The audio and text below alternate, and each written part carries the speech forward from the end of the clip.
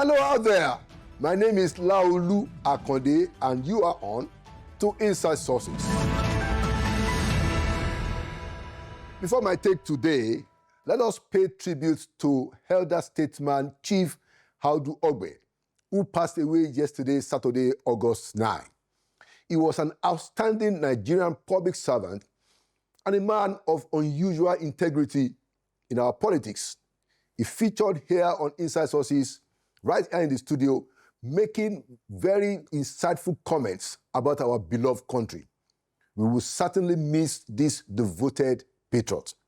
May his noble soul find peace, and may his memory remain blessed. And here's my take for today, entitled, Still on Tinubu and the Northern Elites. Recently, the Sir Ahmadu Bello Memorial Foundation organized an interactive session on government-citizen engagement in Kaduna to review President Tinubu's electoral promises to the North. At this event, Alhaji Bashir Dalhatu, the Wasirin Jutse and former minister under the Abacha junta, spoke candidly about the North's sentiments towards the current administration. He said, despite the support and goodwill that the North gave the current administration, I'm quoting now, on key infrastructural projects, budgetary allocations, appointments, and policy decisions have largely sidelined northern Nigeria, unquote.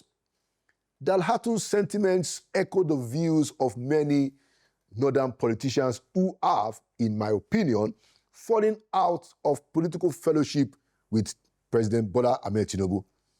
However, what is glaringly absent from their criticism is an acceptance of their own responsibility for the fate and circumstances of the North, and indeed the entire country. As we approach our 65th anniversary of independence, it is worth noting that northern leaders have held power in Nigeria for approximately 45 years out of 65. That is about 70% of the time. That raises the important question about accountability and responsibility.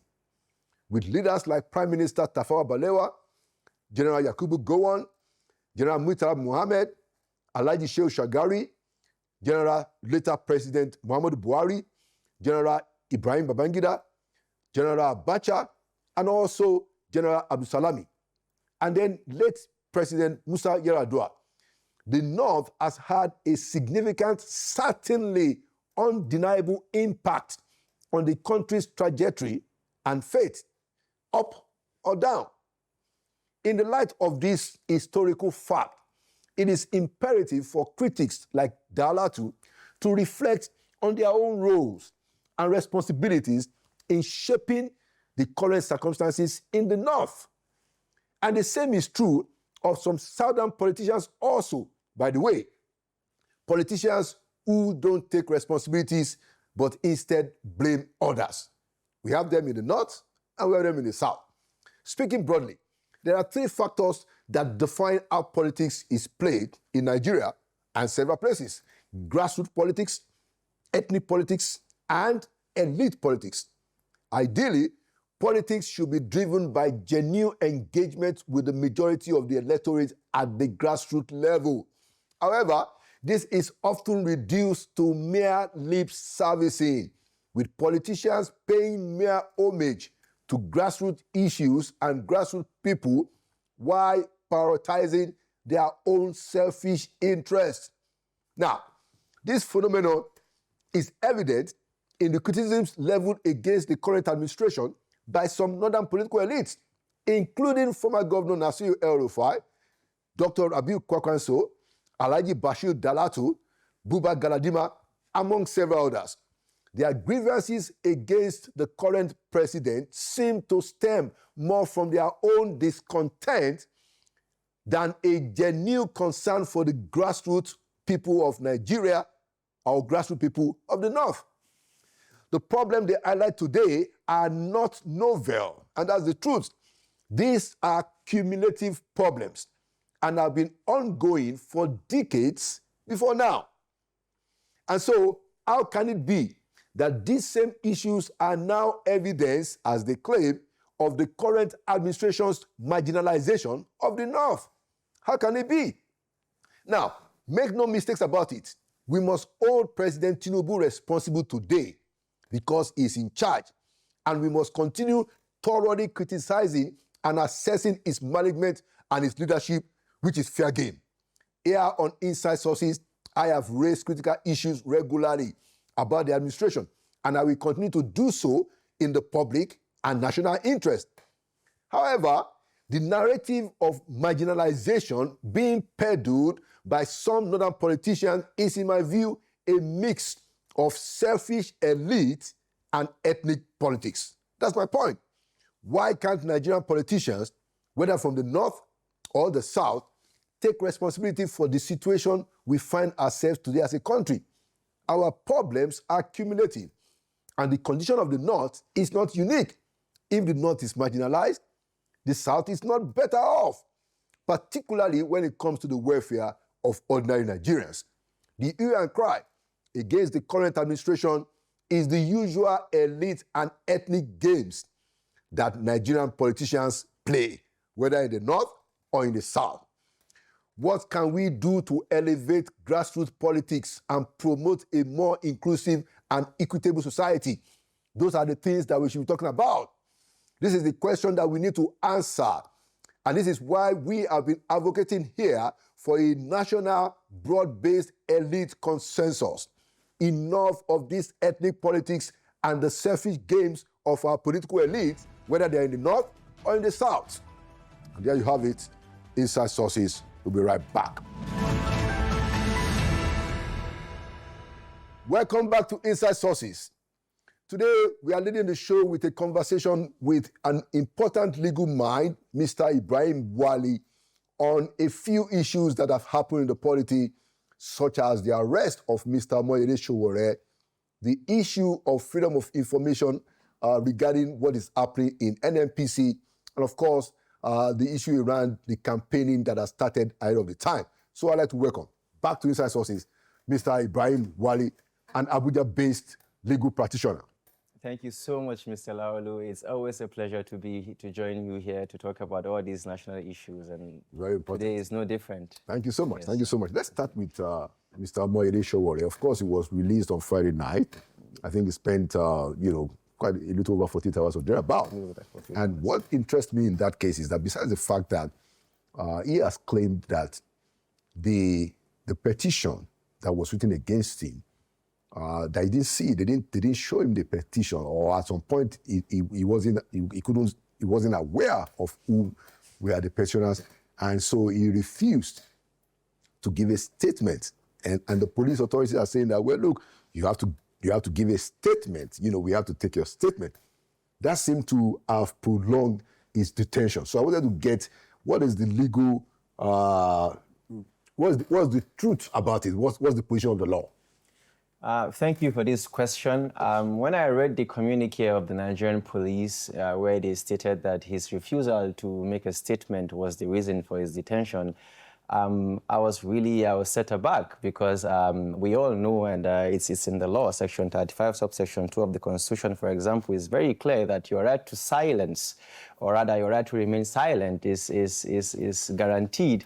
So even if the petition was shown to Mr. Sowore, and even if he had read the petition, and obviously it is the way of the police, to hide any petition, they usually don't like communicating petitions against persons. They rather invite you in, on some veiled, statements. When you come in, they may or may not show you the petition. But even if they showed him the petition, his right to remain silent is always guaranteed. In fact, even the court cannot force anybody to speak. Where you remain silent in court, the judge has two options: either to mark it down as a malice, because, where it comes to issues where they feel like you can incriminate yourself, or an act of God. Maybe you lost your voice. But regardless, your right to remain silent is sacrosanct. The ACJ says suggests that, you have a choice to, make a statement or not. But if by what I have read,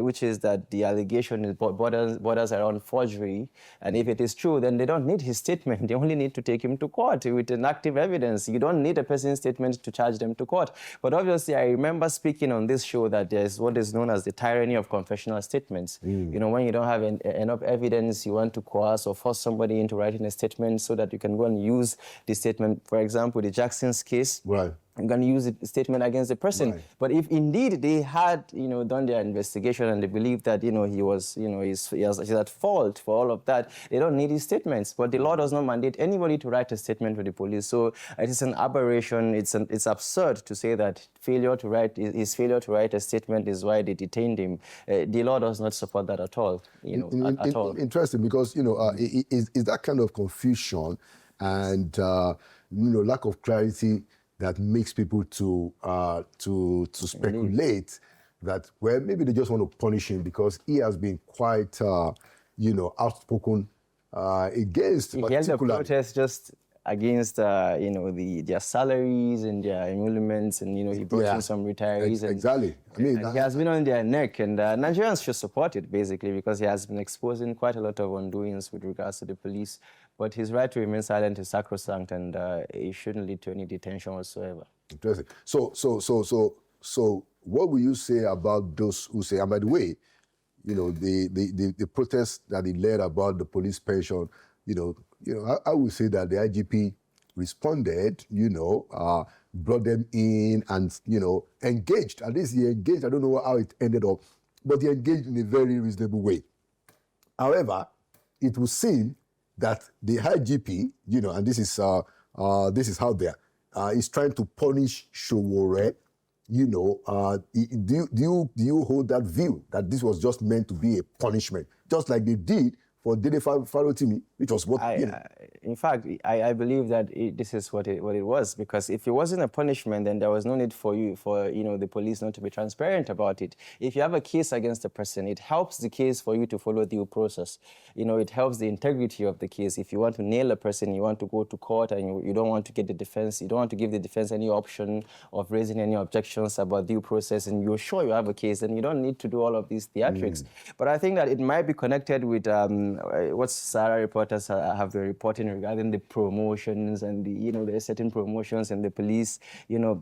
Maybe they are still speculative, but I feel like, it is connected to that. But Sowore has been involved with police issues for quite some time now. So I feel like it would, it's only smart for the police to engage him with a lot more, decorum, with a lot more civility and sense. If indeed there's a crime that he committed, you call him in, and if he refuses to write a statement, fine, you charge him to court. You should have other evidence. So there's that element without a doubt. Exactly, and then there's the image of his hand being bandaged. It's believed that he was tortured. We don't know details about that. Exactly. Yes, what will you say about that? You wouldn't magically just, bandage your hand. While you are in detention, exactly. You wouldn't just bandage your hand for no reason. They have bandaged it for him. They bandaged it for him. So, and I'm sure that since it's their facility, there must have been a reason for the bandage. So, I think that even the bandage itself, it's evidence that indeed he was. I don't know if tortured is the right word to use, because I read in the news that they were trying to transfer him from one cell to a different cell, and he resisted, and in that process, his arm got broken. But the evidence of the bandage itself, shows that indeed there was that scuffle, and the duty is on the police to ensure that people in their detention are properly taken care of. And obviously, with this type of evidence, we have no choice but to believe whatever story comes out of it. Yeah, and I agree with you that the onus is on the police, and we continue to appeal to the Inspector General of Police, who himself is a scholar, And police has many scholars, many legal scholars, and it's quite surprising how there's quite a lot of knowledge within the police force, but then their actions does not necessarily tally with that knowledge. But they have quite the scholars. One of my lecturers, in fact, is a police officer, and he is a PhD in law, everything. So sometimes it's so difficult to put together. Yeah, exactly. Their scholarship and the practice. Well, let's hope for the better. We keep rooting for the Nigerian police. We want the police. We want the policemen to be well taken care of.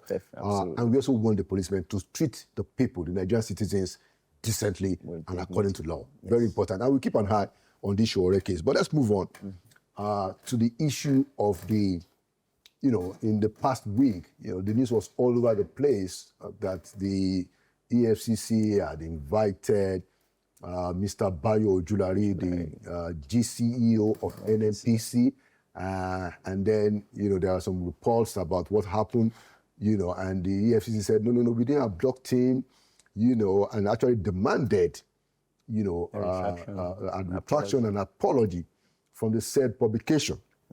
But what is missing in my view, and that was why I wanted to ask you, is that aren't Nigerians entitled to exactly an official narration of what it is that had happened, to Mr. Ojulari, somebody that is heading that kind of an important national institution.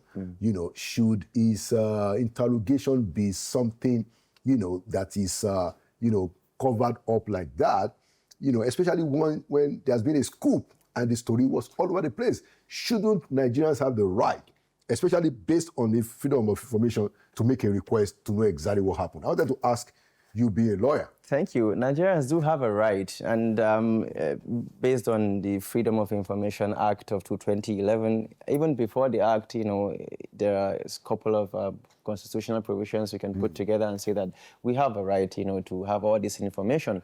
But based on the Freedom of Information Act, Nigerians don't even have to ask for this information. Institutions are mandated to actively, make this information available. Exactly. But the problem with the Freedom of Information Act is, as much as it allows a wide, discretion for citizens, to send in a request to any public institutions or private institutions who are using public money. Right.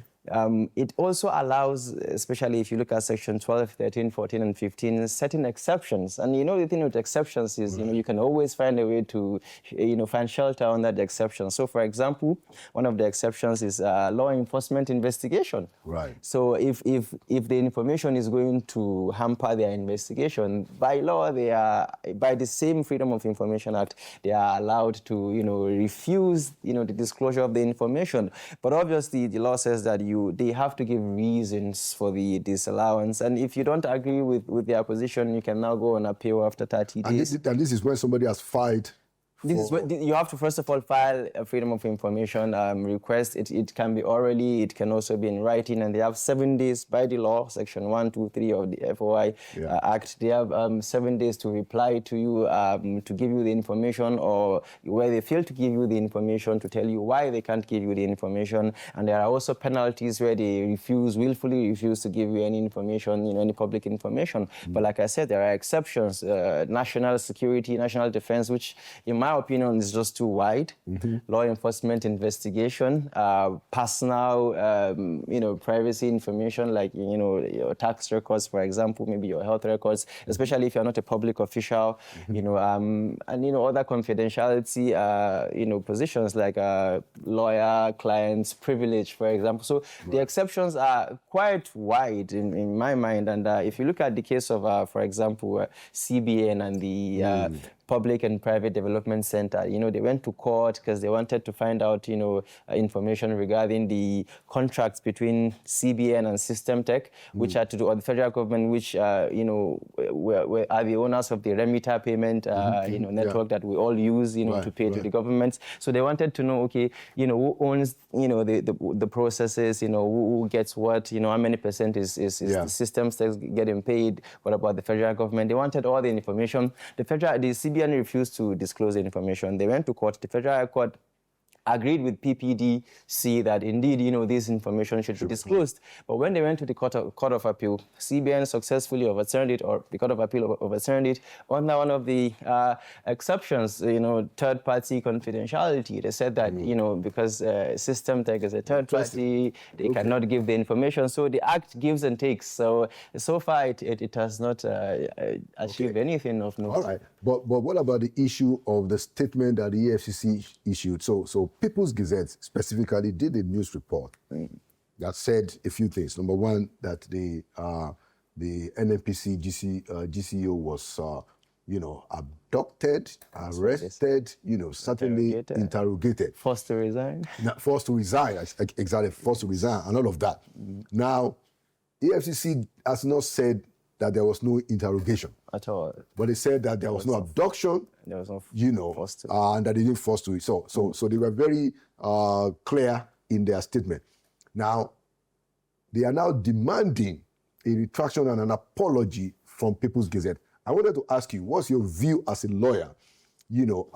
Because clearly something happened over this last week about between EFCC and the NNPC GCEO. Nobody can be hoodwinked about that anymore. Now, but the EFCC is saying that, look, you guys said that we abducted the guy, we didn't abduct the guy, you have to retract that and apologize. What's your view as a lawyer? Well, it's very simple, right? When you do something proactively, in line with the due process, all of these things, would not surface. If the FCC had officially invited him, ensured that he came with his lawyers and everything was done on record, I don't think that anybody would go snooping around trying to find out what happened or what didn't happen. But I want to believe that People's Gazette, they have their own legal team, they have their own investigative team, and I'm sure that, I want to believe that they can defend their positions. Right, but if everything was done according to due process, we wouldn't be here. But the reality is, indeed, there's no smoke without a fire, or is it fire without a smoke? I don't know. Yes. So there's no smoke without a fire. Smoke without a fire, right? Yes. So something must have happened. So I feel like it behoves the FCC to make public what has exactly happened. So that any speculation around any abduction or forceful resignation, can be properly eschewed. But like I said, I know that, the parties involved, as even Mr. Bayo himself and the FCC, I don't think they would want to come out and say for sure this is what happened or didn't happen. But I believe that for EFCC, for example, claiming for, retraction and all of that, it's very important to note that public institutions cannot be defamed. You can't go to court and say that the EFCC was defamed. But I think the chairman. But the chairman, yes. So, but if indeed, they mentioned the chairman and, they allege that the chairman was involved in A, B, C, D, E, F, G, H, and it turns out false, then he has a case against People's Gazette. But I want to believe that they have their legal team, they understand how this should not be new territory for you guys. And I'm sure you guys get sued. Of course. Yes, but then you still have to put forth the information that you have. So, but I'm sure that there are a lot of defenses and levers for People's Gazette. I'm not holding their brief, but I don't think that the case, if it should go on, it should bother them at all. Interesting. Yes. I mean, my own interest in the matter is that it's not right, it's not proper to conceal what it is that happened. If something of that magnitude happened, especially when EFCC has been the one that has been telling us that, look, there is serious corruption in NNPC, and the chairman went to town at National Assembly and said that, if you see what I have seen, he went to town with that. And NNPC, now, civil service, religious bodies, the chairman continues to... And now we hear speculations that something happened with the GCEO, and you are trying to hide it. Naturally. I mean, it raises question that, look, Mr. Chairman, where are you? Are you here or are you there? It does. You are the one that told us. I said that, look, we went to National Assembly. Said, the stuff that I see. And now we hear that the DMD was arrested, and mom is the one. I just felt that something is not just right about that. Yes. Maybe it could be political or whatever, but I felt that the public interest is better served by giving, even if a modicum of information, not to be entirely silent. You just reminded me of something now that you mentioned public interest. So public interest is an exception to all those exceptions. You know, the thing with law is there are exceptions and exceptions. So where even, you know, your personal information or national security or law enforcement investigation, you know, is put side by side with the public's interest. And even in that court, in that same CBN judgment, the court said that, you know, the public interest would override it. Even the FOI Act, it says that public interest would always override this. You know, but who defines public interest? And these are the issues, right? I believe that this is a matter of public interest, because if indeed the FCC chairman is coming out and telling us that the corruption in NNPC is mind-boggling. So I don't think there's a need to play any hide and seek with, you know, the Nigerians need to know, and especially, and this has not to do with just Mr. Bayo, but even the previous leadership of the NNPC, and I'm sure that they are under probe currently. So we need to know what is happening. We need to know what is happening, especially because this fight against corruption is not a fight that we can fight with all these hide and seek kind of. In fact, the FCC would do well for itself, you know, to gain the legitimacy of Nigerians by being transparent about the process. This is my point. Yes, so it helps them to be transparent about the process. Yeah, I mean, if we had a chairman who doesn't know what he's doing, it's a different ballgame. But this guy, you know, seems to know what he's doing. So it's important for us to say that, sir, so why are you in today and how tomorrow? I think my problem so far with the chairman is, you know, the failure to separate between what he thinks and what he believes and the institutional position of the EFCC. Anytime I hear his interviews, you know, it feels like there's that personal, okay, he's pained by the corruption, but then the EFCC as an institution, you know, we don't really see any seriousness in that. Yeah, well, I'm sure that there will be a lot of issues that he will be dealing with that, you know, can't tell the world. Nigeria. But we need to know, what is some happening. of these basic things in modicum of information. But finally, I wanted to also ask you that the position of the law about campaigning, electoral campaigning is very clear. We started talking about 2027. There are even posters you know, littered around, you know, all over the place. You know, there's one about, you know, right there in Asokoro, you know, the president, you know, holding the first lady. A very beautiful photo, by the way. Well, but they put 2027 on it already, you know, and INEC has come out to say that, well, you know, this is not time for that. My question to you, last question, is that, is INEC empowered to enforce that law, and what is the enforcement if INEC was to be persuaded to actually act?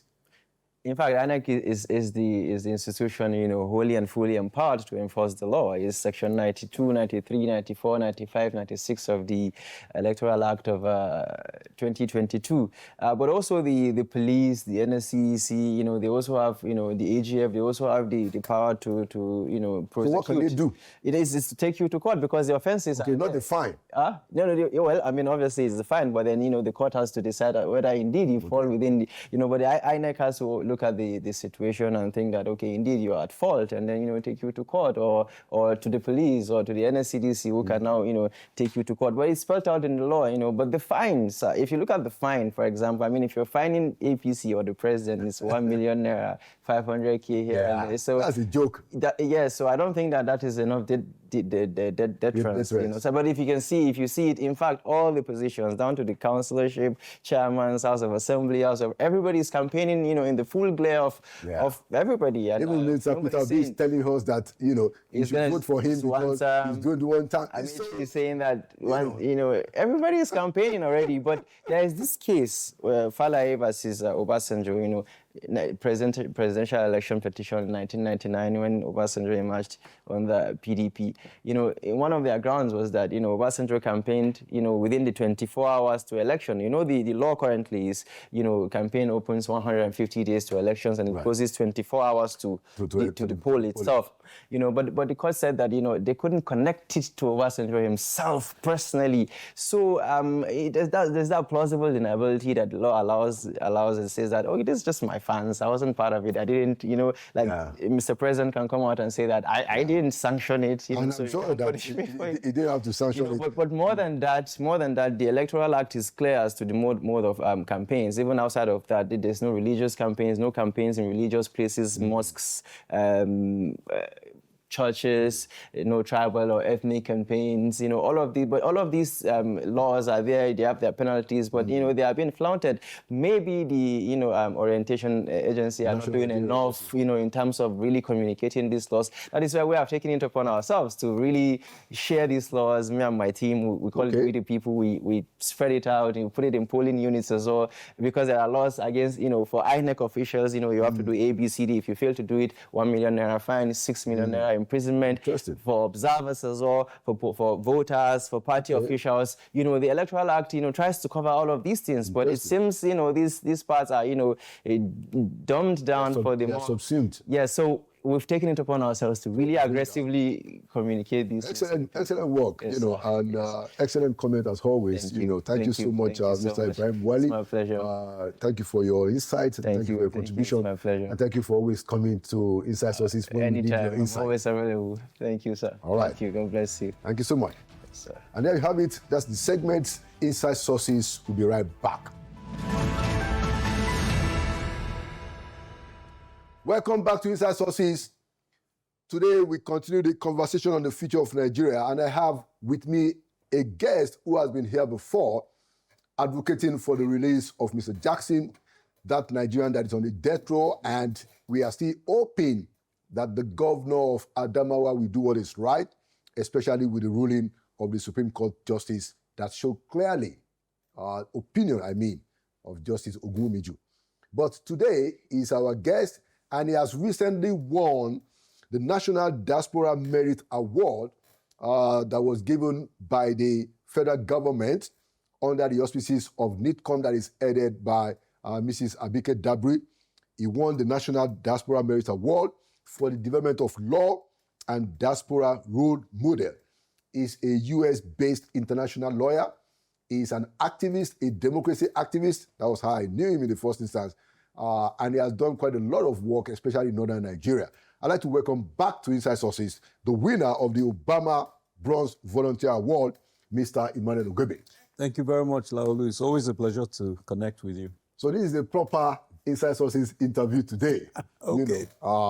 And so we normally start by saying that if you look at where Nigeria is today, would you say that we are on course, to the future, the great future that many of us believe is the destiny of Nigeria? Mm-hmm. So the question usually is, are we on course?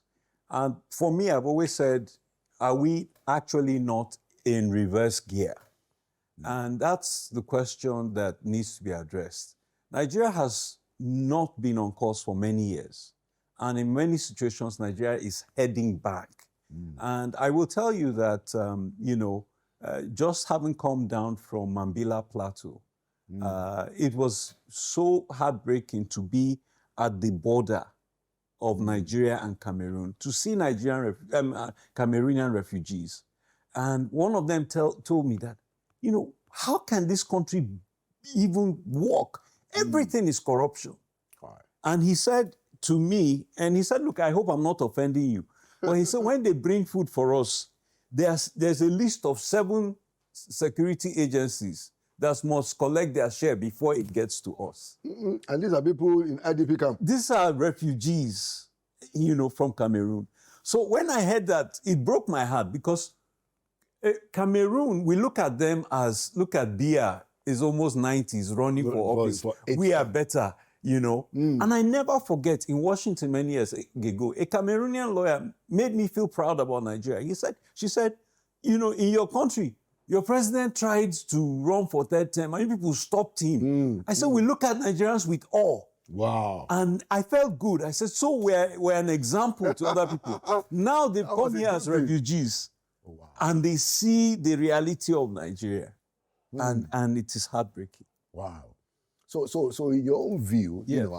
and you have been a democracy activist. We're going to get to that. You know, some of you. I think at this point, I'm a democracy icon, no longer an activist. Because we fought for June 12th. Even if we didn't get the award for it, I'm the only Nigerian activist who was imprisoned in the villa, in the presidential villa. Tell us the story. Tell us the story, Emmanuel. I think it's time we hear that story. Well, the long story short, when Kudirat Abiola was assassinated, I was practicing law here. I was one of the pioneer, human rights lawyers in Abuja. I wrote a letter to the head of state. It wasn't a secret thing. And I copied it to the media. And I said, look, condolences on the death of this woman. Can we institute a judicial panel of inquiry into this situation because of the insecurity in Nigeria? Can you compare that insecurity then to now? Now it's another story altogether. And the next thing I know, they came and bundled me up to the villa the next day. And so because you put the letter in the press. Yes. And you sent I sent a copy to the villa. So the next day, yes, it was reported in the media, of course. Yes, it was. And then, so who came to looking for you? The police or the DSS? They came directly from the villa. It was military intelligence people and the BGs. Okay. They called them the BGs, the bodyguards that Major Mustafa and co controlled. Okay. But, this is very interesting. When I visited you and Mr. Vice President in the villa, right, that Aguda house where we met with you guys. Yes. Do you know the last time I was there before that was when I was taken there for torture? Okay, so I mean, very interesting. Yeah. But I want us to get the sequence right. Yeah. So you wrote the letter. Yeah. Asking Mr. President, to institute the head of state, condolences on the assassination of Kudirat. Yes. And then he said that, look, let's have a judicial inquiry. Yes. It was published in the press. Yes. And then the next thing, they show up, is it in your house or in your office, and picked you. No, so what happened next? Yeah, so at that time, the only fax facility around was Nitel. Okay. So I took the fax and sent it at Nitel. Now, after I sent it... You sent the fax to the villa? To the villa. Oh, you went to Nitel to do a fax? Yes. Okay. And so after I sent it, I found out I didn't have my wallet. Okay. Because the thing had just happened, it was an emergency. I had rushed And this out. was 1996? Yes. Right. So it was the summer of 96. I had rushed out, and didn't take my wallet. So they said, what do we... I said, look, I'll come back tomorrow and pay your money. And in Nigeria, we don't have records of anybody till date. So there was no way they could get that money unless I honored my word. So the following day, I had a choice to go to the chambers or go to pay first. And I said, I'm owing somebody money. Let me honor that debt first before I go to do my day work. And so I got to the Nitel office, and all of a sudden I noticed the Nitel officials were shaking. I gave them the money. They said they didn't have change. I should wait for change. So I suspected something was wrong. So finally, I told them, you can keep the change. So you wanted to leave? I wanted to leave. And they were saying, no, sir, you can't go. So I noticed they were Igbo. I had served in Igbo land. So I quickly said, so you are going to betray me in Igbo. So when they heard that, they panicked. And they said, oh, is he our brother? But by the time I opened the door, it was too late. The people were rushing in. Wow. So the BG from the villa must have told them, they must have tracked the fax to that place. Yes. So I will tell you what happened, because I was now taken up to the GM's office. He asked me, did you send the fax? Yes. I said, yes, I did.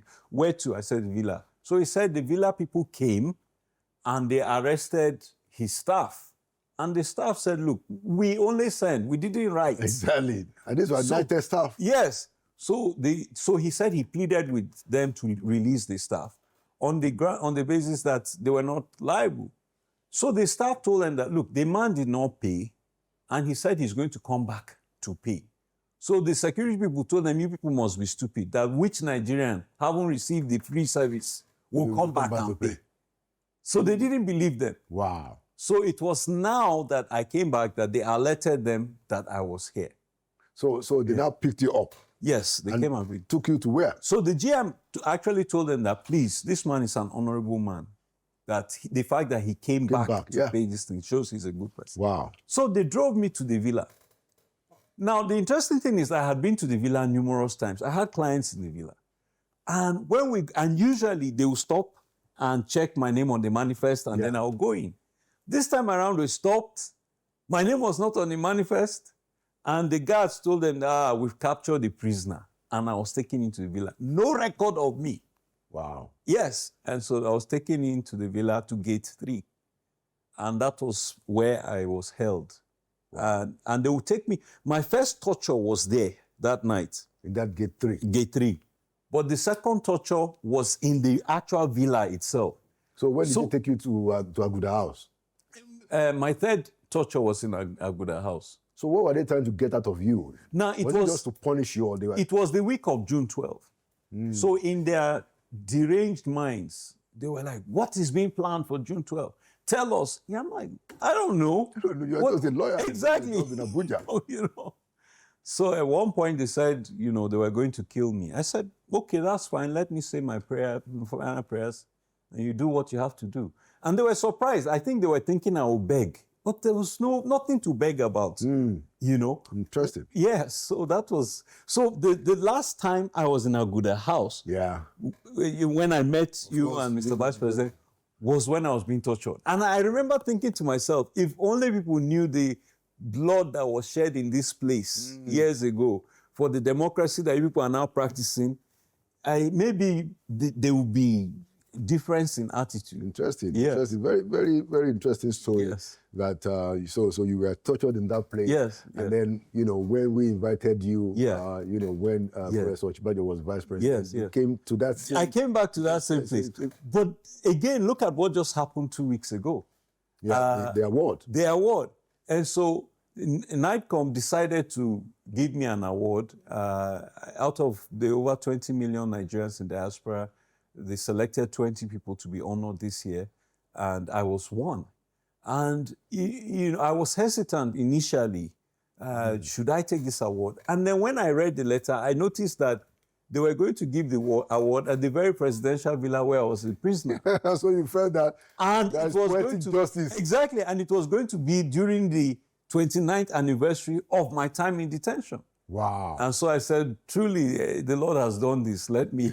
Clearly. And we must commend the courage and the leadership of Abike Dabri. Yes. Because it takes courage. Yes. Because even currently, you are still a very forthright, outspoken, Nigerian lawyer who says it as it is. Normally people who work in government wouldn't want to have anything because they are just scared. So I think we should commend Abike. And I have to say, this is why I think there's hope. Because, multiple regimes have fought me, from Babangida till now. And for this administration to make the exception and say, look, the man, we have to give credit to whom it's due. The man has achieved some things, we cannot ignore them.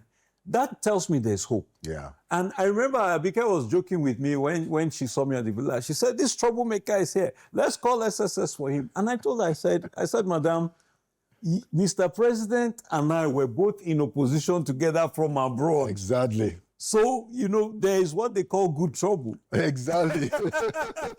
As John Lewis, exactly. Congressman said. So how long did you stay when they arrested you in the villa? How long was this for?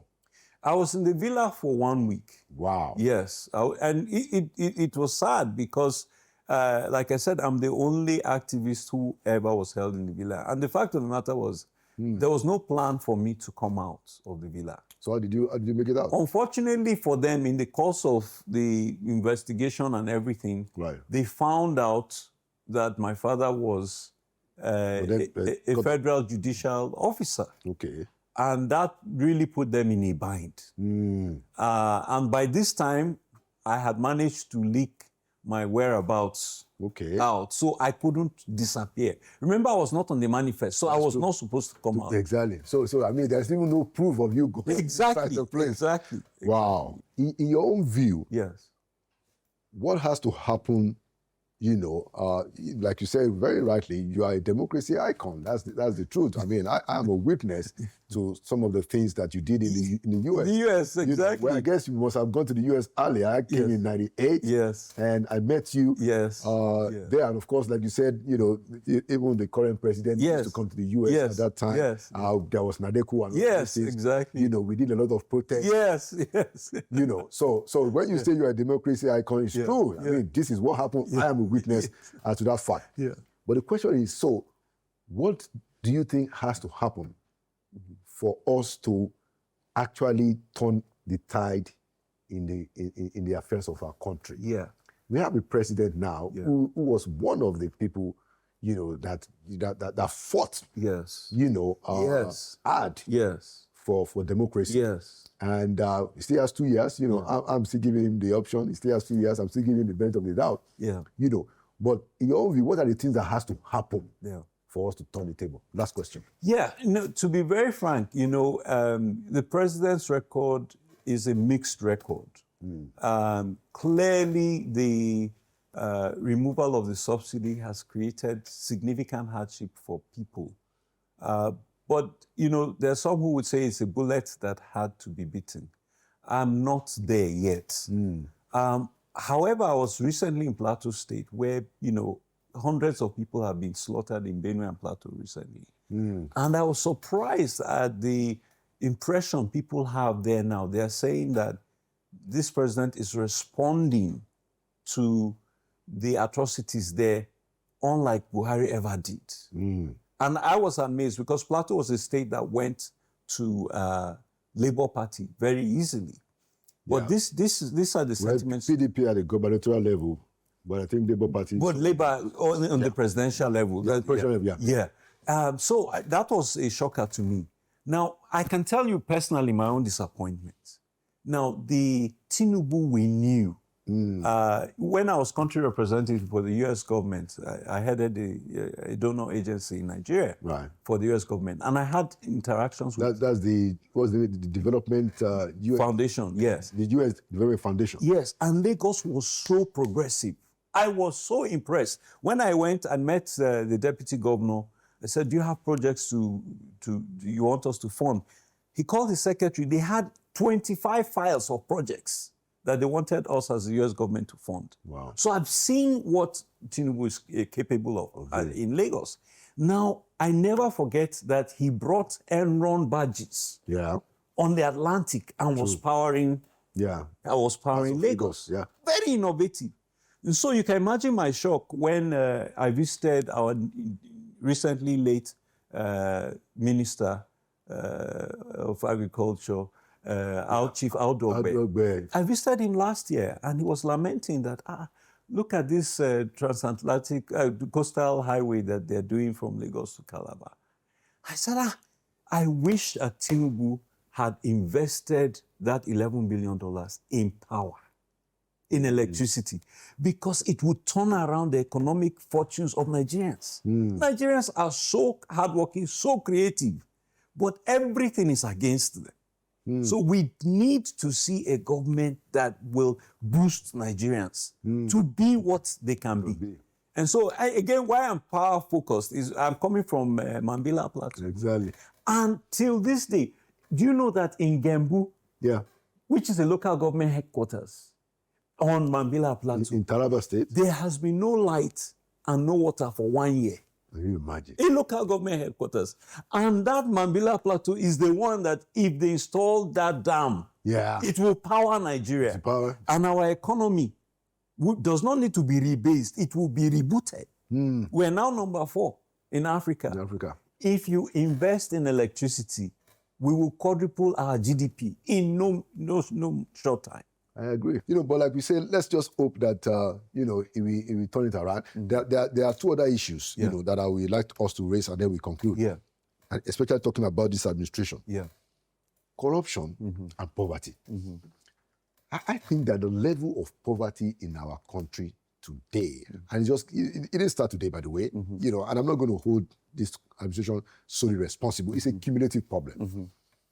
But I think that any government, including state government, by the way, has to take the issue of poverty as a fundamental effort to deal with poverty. That's number one.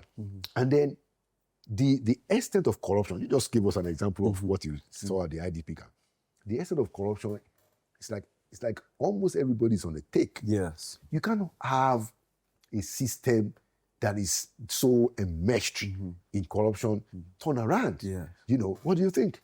Yeah, I mean, there was a research that was done many years ago where Nigerians concluded that corruption was the biggest national security threat to the nation. And that is true because we have a situation where we have elements of the military who are selling weapons to terrorists. One of the saddest things I heard of recently was a policeman who was killing his fellow policemen to steal their rifles to sell. Wow. Their AK-47s. No system that is corroding from within like that can survive. Yeah. I mean, the great Roman Empire collapsed because of orgy, because of primitive consumption, Right. Not from external enemies. And Nigeria, to be very frank, we are decivilizing this nation. To give a quick example, the ATM machine is automated teller machine. Yes. It's one of the greatest inventions, of this era, of many decades, because you can go into an ATM at any time of the night and draw cash without a human presence. Right. We have disinvented that in Nigeria. Now we have POS. We're back to human beings dispensing cash. Why? Because people in the banking system are frustrating and ensuring that money is not put there so that they can, make money through the POS system. No, I didn't even figure it out. So this country is clearly and has for a long time heading back in the wrong direction. Now, with the level of education and sophistication and everything we have, we should be way, way, way ahead of where we are. One of the things I noticed, and I'm sure you noticed this in America, whenever you show up anywhere and you're Nigerian, there's an immediate expectation of intellect in the room. Absolutely. People just they look out for you. They're like, this is a sharp brain. Exactly. But when you now come back here with American investors and all of that, they look at you and say, for all you people's smartness, this is what is happening in your country. I never forget, during the Abacha era, I had some American investors come into the country. They were staying at the Hilton. And they saw a long fuel line at the filling station in front of the Hilton. They said, what's that? I said, gas shortage. And the American said to me, if I lived in this country, there would be a revolution. Why were you an oil exporting country? Wow. And there's a gas station in front of the American hotel, the biggest hotel in the city. And to show you how sad things are right now, Nigeria is now importing oil from United States of America. Well, because... we used to export oil to the United States of I America. think that's Dangote trying to get crude for the refineries. Exactly. But still, that's the reality of what we're dealing with. Yeah. We have oil and we're importing oil from who we used to export. Because a lot of the crude has already been committed to advanced sales. All kinds of deals that have been done in the past that has now... So NNPC, the amount of... NNPC under the last GMD, they sold our oil, future oils, for $3 billion, okay? Yeah. And that loan, what did they use it for? They said they were using it to stabilize the Naira. This Naira never stabilized. So we investigated and we found that they used part of the money they borrowed to stabilize the Naira, they used it for their administrative expenses. So they borrowed to spend on their own consumption. Look at that. At the same time that they did that, $7 billion of gas was also, future gas earnings was also sold. Hi. So we're spending what we haven't harvested yet, our children's future. And that's why I was happy to see in the news recently that the Senate is looking into that. Because NNPC alone created a $10 billion liability on our future in 1 year. Hi. God have mercy. Yes. We won't give up, and like I said, let's pray that God will give the president a lot of courage to be able to put his feet Yes. down in some of these things. One of the things that I have said on this program is that there has to be a thorough investigation of probe of NNPC. Yeah. You know, a lot of things have gone down in that place that it has to be unraveled. Oh, yes, absolutely. Just to send a message that, Yes. you know, look, this kind of shenanigan is over. Yes. So that we can begin to rebuild. Yeah. But since you are here, tell us about Jackson. You know, I saw your photo with the children of Jackson and the children of the person deceased that died. Jackson, You know, that was quite bringing all of them together. Yes. That was quite inspiring. Yes. What's the update? Is Jackson going to get freedom? Well, at this point, I think that the bed has been laid for the governor to sleep on.